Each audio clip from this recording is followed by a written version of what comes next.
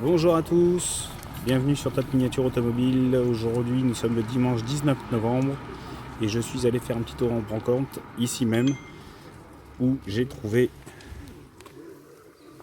Alors, je vous montrerai ça un petit peu mieux. Comme d'habitude, là j'ai pas de support pour l'instant. La Viper GTS R chez Maisto au 1.18 et un recueil de photos de F40. Je vous montre ça un petit peu mieux dès que j'ai un support. Voilà, j'ai trouvé le support. Et donc voici cette petite Dodge Viper GTS R chez Maisto au 1.18. Splendide. Donc comme d'habitude, je vais rentrer à la maison et je vais vous détailler ça. Elle est splendide. Et le recueil de photos dont je vous parlais aussi, c'est un recueil de photos qui a été édité par Autopassion à l'époque. C'est 16 photos qui sont réunies.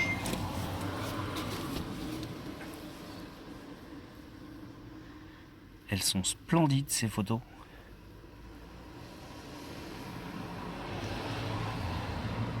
Donc je vais rentrer à la maison et on va détailler tout ça ensemble.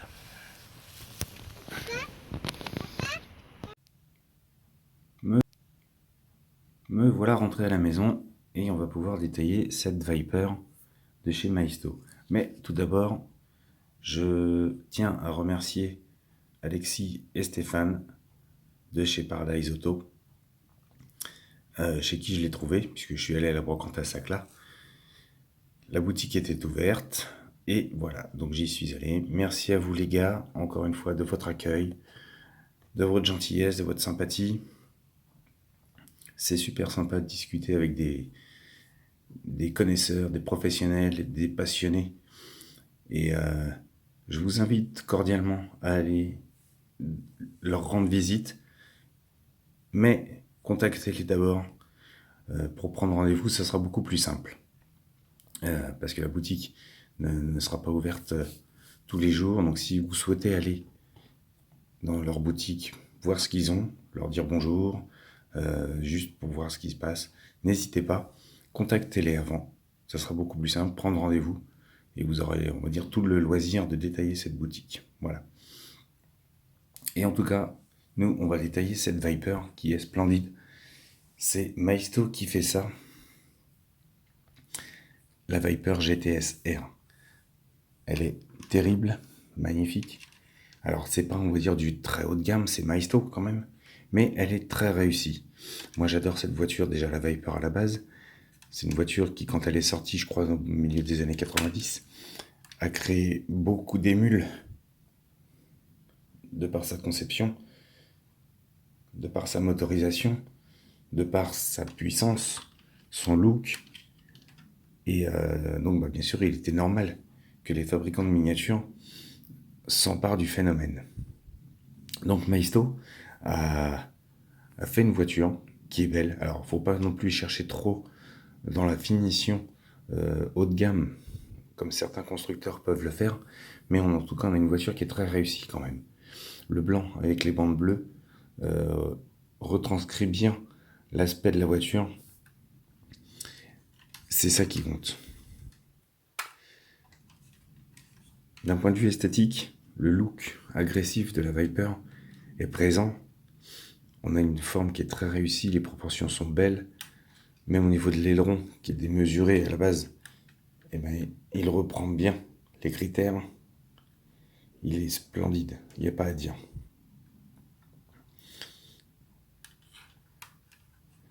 Détail intéressant, c'est que pour cette qualité de voiture, encore une fois, on se retrouve sur une marque, et Maisto a toujours mis un point d'honneur à le faire, comparé à certains autres. Je tiens toujours à le signaler malheureusement, mais tous les ouvrants sont présents. Alors, je suis désolé, il y a un petit peu de poussière à l'intérieur, j'ai oublié. Mais bon, c'est pas grave. Donc vous voyez, le capot s'ouvre dans la bonne position, donnant accès au moteur, le fameux V10 de la Viper.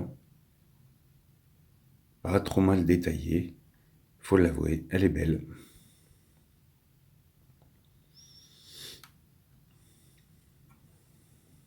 Admirez.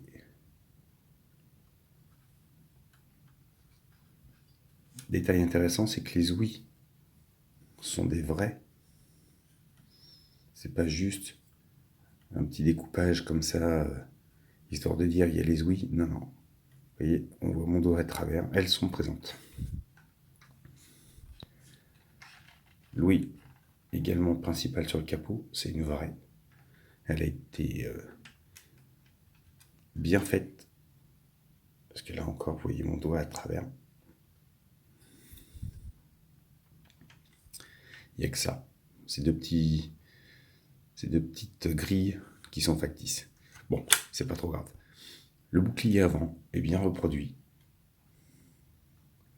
Avec les petites prises, la petite grille devant, enfin grille, pardon, la petite lame devant.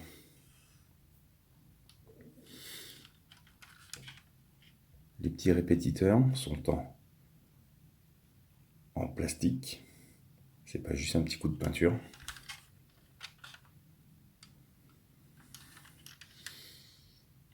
Et la grande bouche est présente.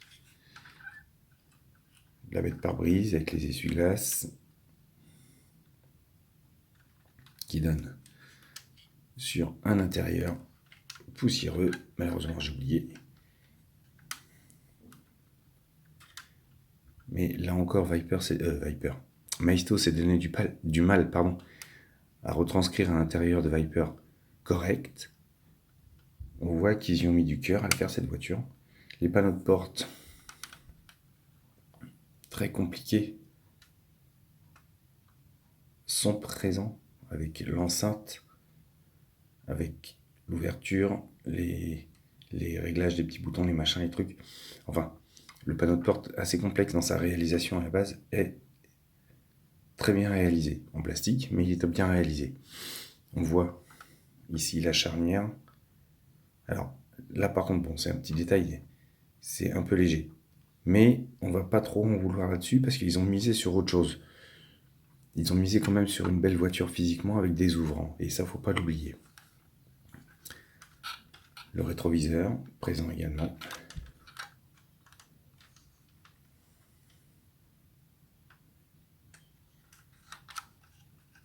À l'arrière, on retrouve, alors là par contre, la carrosserie élargie avec cette petite prise d'air sur le côté. Alors là par contre, elle est factice de chaque côté.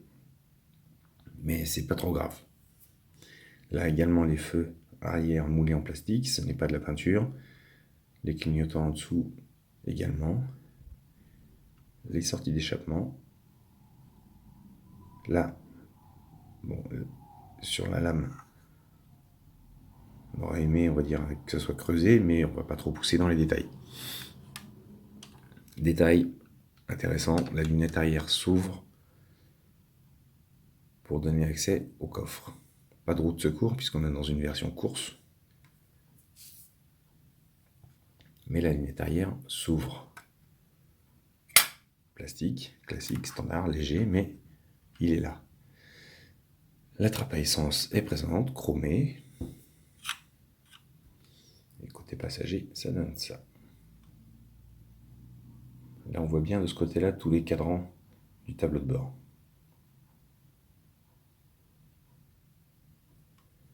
Donc là également pareil, hein, vous voyez la porte. Mais c'est pas grave. Petit détail que je trouve légèrement un peu grossier, ce sont les passages de roues par rapport aux tailles des roues, justement. On a des passages des roues qui sont assez démesurés. Et les roues, je les trouve un peu petites pour la voiture. Bon, ça c'est mon impression à moi. Que ce soit avant, arrière, je trouve que les passages de roues ne correspondent pas trop à la voiture. Après, on est, je vous dis, sur une gamme jouet. Donc la voiture est très belle, mais un vrai collectionneur, effectivement, aura du mal à laisser passer ce genre de détails. Je dis pas que je suis pas un vrai collectionneur, je dis juste que faut être lucide aussi sur le prix d'achat de la voiture, la réalisation de ce véhicule, même si la voiture est très belle, a dû coûter certainement très cher, mais ils se sont donné du mal pour réaliser une voiture complète et ouvrante. Parce que quand même, si on regarde en dessous, on a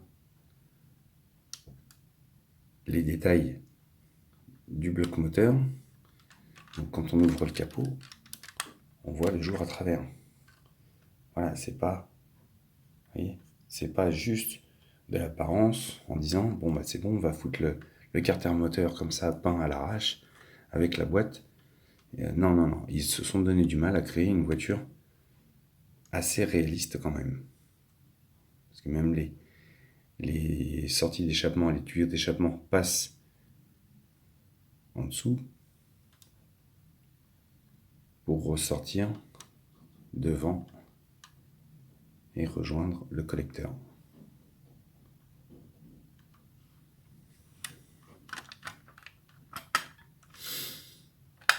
Donc là, il n'y a pas de suspension, il n'y a pas d'amortisseur, mais on a, on va dire, un beau détail au niveau du train arrière, quand même, qui est bien réalisé.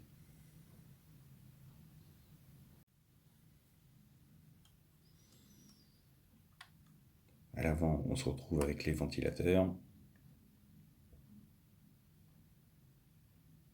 Là, on a des amortisseurs. On voit les petits ressorts qui permettent d'avoir un petit amortissement à l'avant. À l'arrière, léger aussi. Mais c'est pas, on va dire, on est sur une qualité Maisto. Il n'y a pas à dire.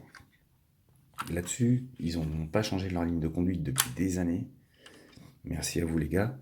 Que ce soit n'importe quel modèle, que ce soit récent ou ancien, on se retrouve toujours avec une qualité qui est quand même très très bien réalisée. À la base, vous prenez certains autres constructeurs de miniatures, vous n'avez pas autant de détails parce que là on se retrouve, vous voyez, c'est beau d'avoir ce genre de finition sur une voiture. C'est toujours intéressant quand on joue, quand on est enfant, d'avoir ce genre de finition. Alors certains gamins un petit peu plus brutal, on va dire, ne seront peut-être pas intéressés par ce genre de détails, mais en tout cas, pour les autres, moi je trouve que c'est intéressant d'avoir une voiture. Voilà, alors bien sûr, on est un petit peu sur des suspensions de Ford Fiesta. Voilà, en tout cas c'est une très belle voiture, moi je tenais à vous la présenter. J'ai adoré quand je l'ai trouvée dans la boutique. Et il fallait qu'elle rentre dans la collection. Alors pourquoi n'est-elle pas rentrée à l'époque quand elle est sortie? C'est parce que vu que je marche au coup de cœur, elle est sortie, il y a dû y avoir autre chose qui m'a tapé dans l'œil à l'époque. Je ne l'ai pas prise.